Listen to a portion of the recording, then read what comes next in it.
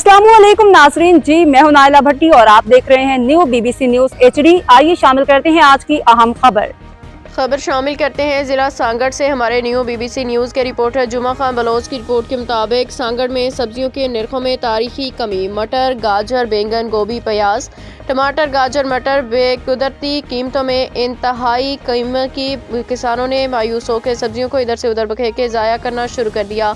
दूसरी जानिब सब्जियों की कीमतों में कमी से बेपनाह खुशी का इजहार करते हुए खूब खरीदारी करते दिखाई देते हैं अवाम। लेकिन सबसे बड़े सितम की बात यह है कि होटलों पर पकी हुई सब्जी के रेट में किसी किस्म की कमी देखने में नहीं आई।